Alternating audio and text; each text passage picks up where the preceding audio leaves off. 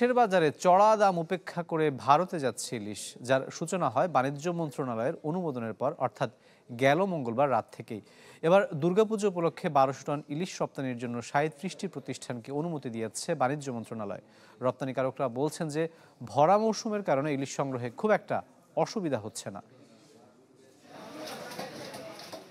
জাতীয় মাছ ইলিশ গেল কয়েক বছর ধরে সাধারণের নাগালের বাইরে। ভরা মৌসুমেও কেনা যাচ্ছে না চড়া দামের কারণে।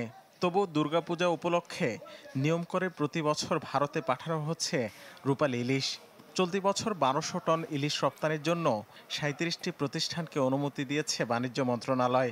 ইতোমধ্যে রপ্তানি শুরু করেছেন ব্যবসায়ীরা।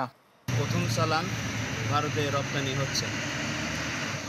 আমাদের স্বর্ণালী এন্টারপ্রাইজ 40 টন অনুমোদন পাইছে।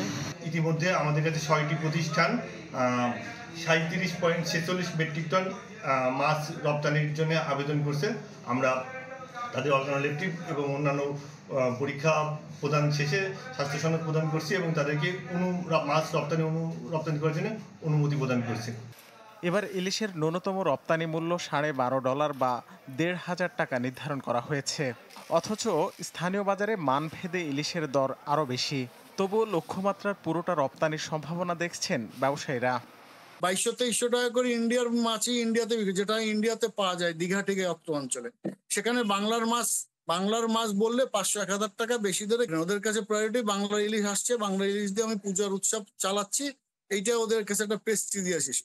আমরা মূলত যে ইলিশগুলো সংগ্রহ করি সেগুলো বরগুনা, মনপুরা, বরিশাল এই অঞ্চলের মাছটা, এবং এই অঞ্চলের মাছের একটা ব্যাপক চাহিদা আমাদের পশ্চিমবাংলায় আছে। যাদেরকে দাদন দেশে বিভিন্ন নদ নদীতে দাদন দেশে ওরাই নিয়ে আসছে, এখান থেকে ওরাই মার্কেটে নিয়েছে। ওরা মার্কেটের মাধ্যমে তাদের মাধ্যমে আমরা কিনতেছি, আমাদের নিজেদের মাছ আছে। এদিকে রপ্তানির কারণে সরবরাহে টান পড়ছে স্থানীয় বাজারে। ফলে ইলিশের দাম কমার বিপরীতে বেড়েছে আরও খানিকটা। সাগর মাছটা একটু বেশি, সাগর মাছটার দাম কম, আর নদীর মাছটার দাম একটু বেশি। ইন্ডিয়া না পাঠাইলে তাইলে সবাই খাইতে পারবো। একটু যেটা 1 কেজি ওজনের মাছ ওইটা 1700-1600 কিনে নেওয়া যাবে, এখন 2000। গেল বছর প্রায় 2500 টন ইলিশ পাঠানোর অনুমতি দেওয়া হলেও রপ্তানি হয় অর্ধেক। রাকিব হোসেন, চ্যানেল 24, ঢাকা।